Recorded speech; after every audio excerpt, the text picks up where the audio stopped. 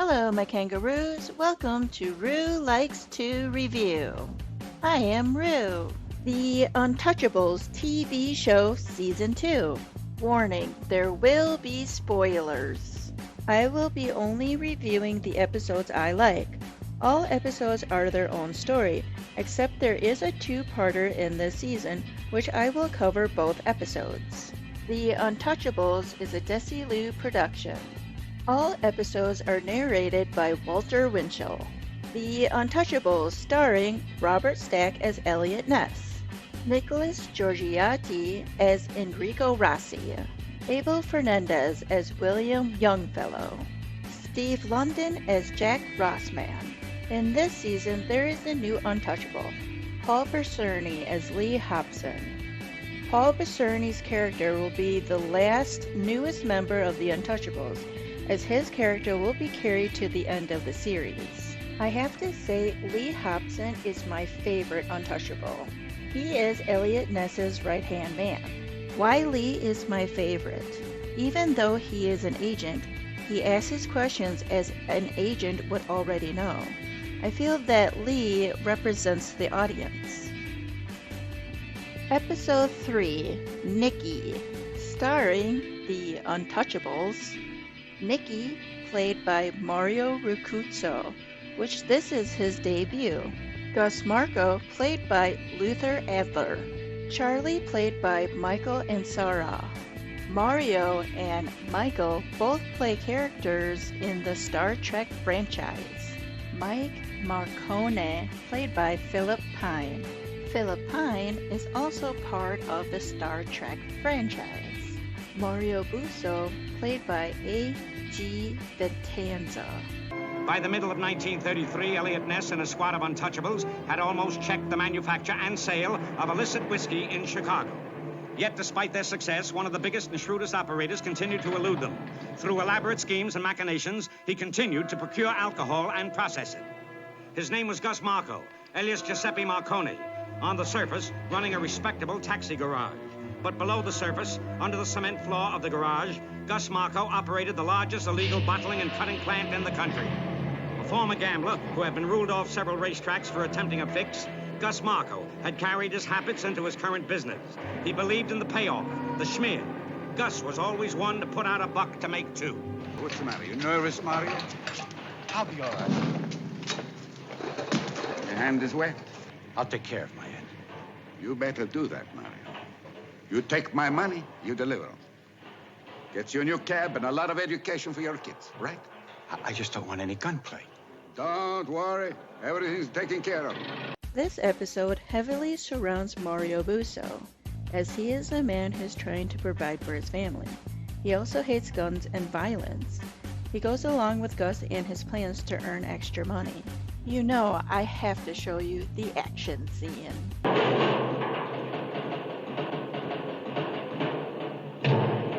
Under the supervision of Mike Marconi, Marco's right-hand man, the men did the job with clockwork precision. They siphoned the alcohol out of the government drums into their own, then filled the empty drums with water.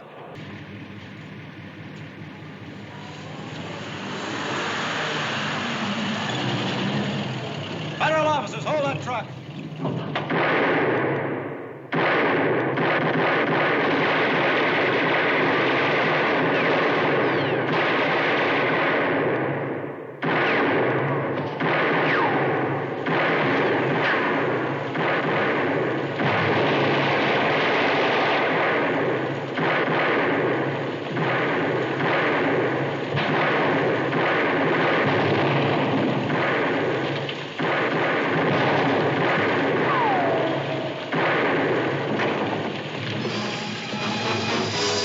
Unfortunately, during the raid, Mario Busso dies.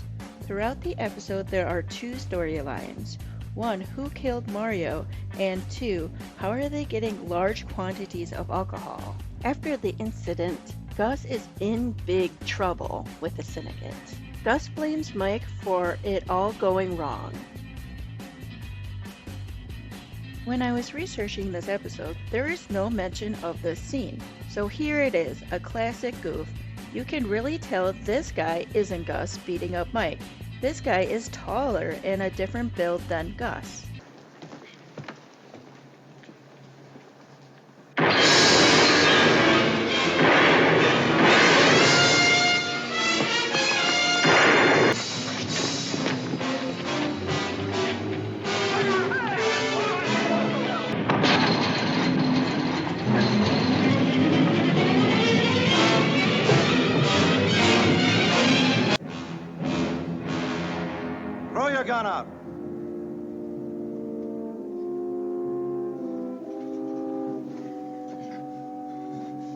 There's my gun. Now come on and get me.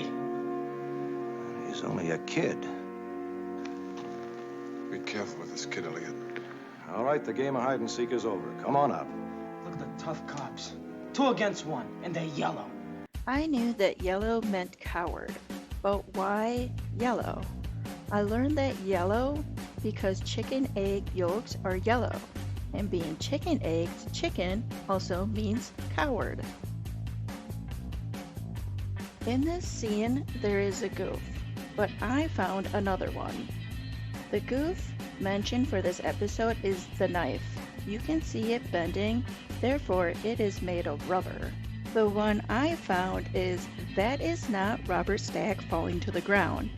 It doesn't look like him from the side, so therefore this is a stunt person.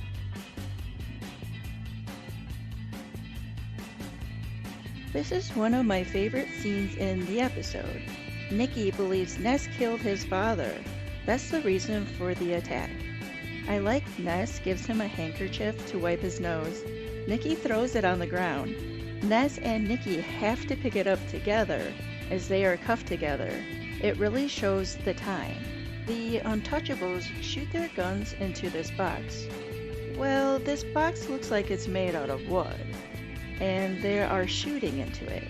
That wouldn't work. Therefore, TV logic strikes again. They collect the bullets to find out that none of the Untouchables killed Mario Busso. What makes it easier? How are you going to get this alky into your garage? Nothing to it. Gasoline trucks. I switched the valves on the fuel pumps. I like that. You pump the alcohol out of the gasoline truck, through the garage floor, right downstairs into the still. That's pretty smart, Gus. During the whole episode, Gus does not tell how he gets the alcohol until this point, which makes him a dead man. Before Gus dies, Charlie and Gus get Nicky to set up Ness. Here is the end of the episode action.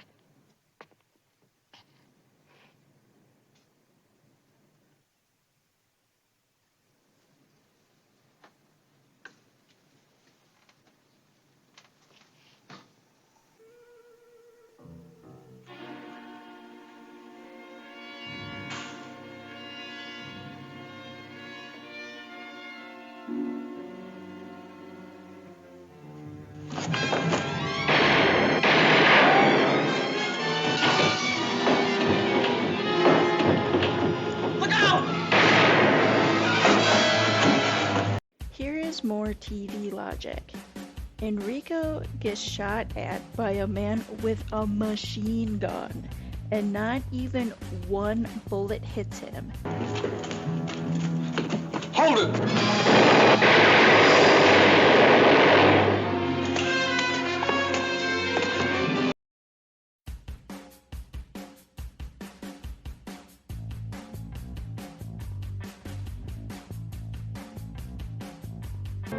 Nicky's tribute to his father was to reveal what Ness wanted to know about the secret workings of the Marco setup.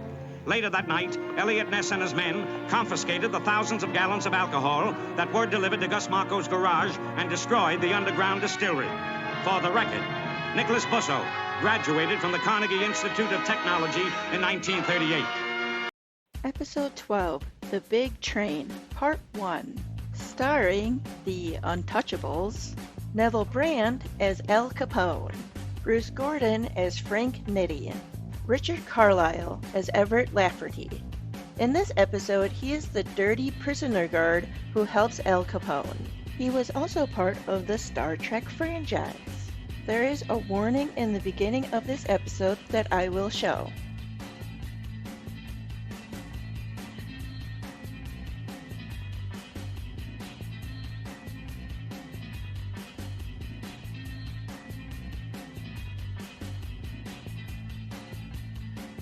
It is the decision of this court that the defendant, Alphonse Capone, shall pay a fine of $56,000, and that he shall serve a term of 11 years in the federal penitentiary. At the old Dearborn Station, Chicago, on the night of May 3rd, 1932, a crowd of curiosity seekers awaited the arrival of the nation's most publicized mobster, America's first public enemy #1. Also present were Frank Nitti, the enforcer, and the men who would carry on with the gang's multi-million-dollar racketeering interests during their chief's absence as a guest of the government. Elliot Ness and the Untouchables had provided armed transport for the prisoner from Cook County Jail across Chicago to the railroad station. United States Marshals Robert Brady and Leonard D. Snyder received custody of the 33-year-old Neapolitan immigrant who had become the most notorious criminal leader in all American history. Thanks for all your help, Mr. Ness. Ness? You're Ness? I never ever saw the guy. Now, ain't that a laugh? A man gets a drop on Capone, and Capone doesn't even know what he looks like. Hey, this is a bull that finally brought me in on the income tax rap. That's the truth. Capone and Ness did not meet till Capone was sent to jail. This episode sets up the next episode, meaning it's not a lot of action. The name of Everett Lafferty, a cell block officer, had significance for Al Capone. It was one of 6 names, which had been furnished to him by former Atlanta inmates. Names of guards who could and would deliver important services to prisoners who paid bribery money. Capone's cellmates were Tony Diaz, doing life for the murder of 2 women in Washington, D.C., and Benny Marcus, former railroad detective, serving the last of a 3-year sentence for fraud and embezzlement. Alcatraz, an escape-proof island prison for confining the deadliest murderers in this country's history. The list of the prisoners to be transferred, compiled in the greatest possible secrecy, included such men as Machine Gun Kelly, Al Bates, Big Bill May, Roy Gardner, and the biggest big shot of them all. May 20th brought 2 of Capone's original bodyguards from Chicago on a visit, Joe Giambattista and 3 Fingers. At this point, there was no prison that huge criminals didn't own from the inside. Therefore, Alcatraz would be the prison that huge criminals could not overtake from the inside. I want to say, if you ever get a chance to see Alcatraz, it's so worth it. Even more so, the audio tour. It's a fascinating place. Capone wants to send a message to his gang, so he pays another inmate to injure him because inmates get a 10-word message to their friends and family if they get hurt. You got that? Yes, and the message? Now take this down, just like I say it. You ready? Right, go ahead. Not hurt bad. Don't worry. And then sign it, Alphonse. Let me see if I can guess this big secret. The 19th at 5 o'clock. Well, that's correct. Absolutely accurate, Mr. Ness. But how? The wire Capone sent. 19 letters, 5 words. The 5 o'clock, is it AM or PM? A.M. That's what the Alphonse meant. If it had been PM, he probably would have signed it Al. Finally, time for action. Benny gets out of jail and helps the Capone gang with the route.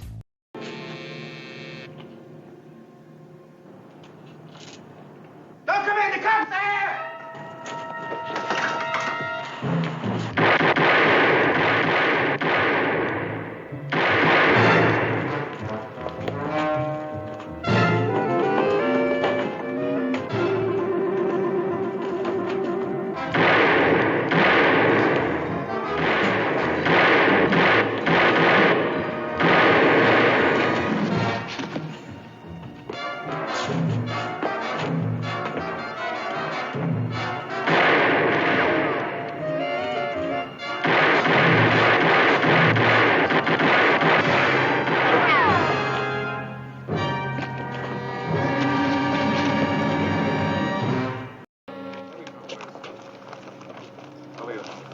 Found this on the other guy. 2 clues, slender clues only, to guide the Untouchables. Benny Marcus had attempted to pinpoint the rendezvous location for the delivery of Capone. He had traced the route as far as Denver, Colorado, but had died before he was able to complete the information. And a card, Lone Eagle Flying Service, Salt Lake City, chartered flights in comfortable private airplanes. If you look at the card, it says Fred Noonan, which was Amelia Earhart's co-pilot and flight navigator. Episode 13, Part 2 of The Big Train. At 5 o'clock on the morning of August 19th, 1934, a transcontinental train journey began, which was to be unique in history. Its destination was the new escape-proof prison on the island of Alcatraz. And its passengers were 54 case-hardened and desperate criminals, headed by the gangster overlord whose deeds had given him the undisputed title of Public Enemy Number 1, Scarface Al Capone. With the aid of a Chicago organization and a dishonest guard named Lafferty, Capone had conceived a monumental plan, one that would affect his delivery from the train and ultimately land him safely out of the country. We fly him from here down to Mexico, get him over to the east, and before you know it, he's on a boat to Italy. On the eve of the big train's departure, Elliot Ness, in a telephone conversation with the warden of Atlanta Penitentiary, picked up a scrap of information which indicated a course of action for the Untouchables. The information concerned a former cellmate of Al Capone's at Atlanta, who had been released to Chicago on parole 6 weeks earlier. It sure must give you some great satisfaction, huh, Doc? You know, when I was a little boy in Italy, I dreamed that I was going to be a doctor someday. But it just didn't work out. This part is a historical goof. Al Capone talks about growing up in Italy, which is false. Al Capone was born and raised in America, and there is no evidence stating he has ever been or even visited Italy. There are 3 parts of this episode I like. Here is one of them. They did a good job of having that feeling of dread in this small town. Atlanta special on time to Grand Junction. Expect at Cloverville 11 a.m. on 22nd. Government men will arrive Cloverville from Denver morning of 22nd. Advise extreme caution in treating with strangers or any persons representing themselves to be Department of Justice or any Washington agency. Examine credentials thoroughly, checking photographs with bearer. Our old friends from Chicago. Joe Giambattista, Gus Mencken. There's one I don't know. Three-Finger Jack White. These gangsters that they name were real gangsters. All right, everybody, hold it right there.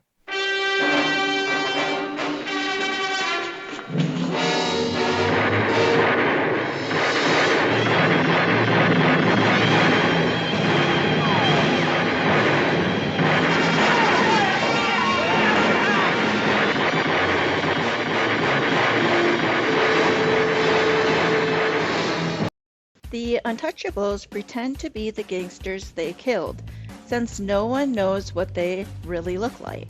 Here are 2 funny parts of this episode, and my second favorite part of this episode. Yeah, you fellas cut it kind of fine. I'm starting to worry about you. Had a little engine trouble. Yeah, I'm Hovick. Joe? Johnny Rollins. All right. Joe Giambattista, Jack White, Gus Mencken. Giambattista? You don't look Italian. Neither do you. Yeah, it's a fact. Everybody calls me the Swede. I'm a Norwegian. Fact is, I hate Swedes. No, I don't really. Is it? Say, do you know the way to the airfield? Sure. Jack? Jack? Hey, he's calling. Huh? Oh, okay, Joey. You are the fellow they call Three-Fingered Jack White, ain't you? That's me. Well, how come with you? Well, I tell you, I swore off since, but I used to be quite a guy with the whiskey. I took it straight. I had a habit. I'd walk into my favorite saloon and I'd just do this, and the bartender would pour me a straight shot, 3 fingers. You know I always have to show the action. And this is a good one, like an old Western movie. My third favorite part.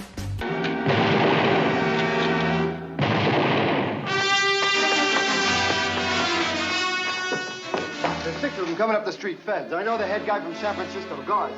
Grab some hand grenades. Get up on the balcony, you and Doug, and don't miss.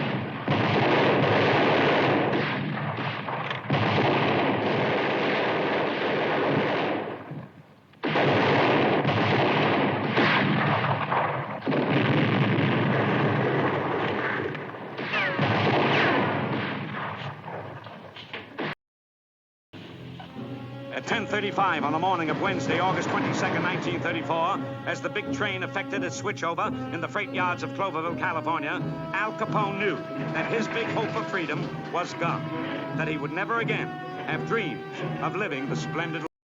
Thank you for watching 3 of my favorite episodes of The Untouchables, Season 2. In the next video, I will share 4 more episodes I like from Season 2. Don't forget to like this video, and I will see you kangaroos in the next video.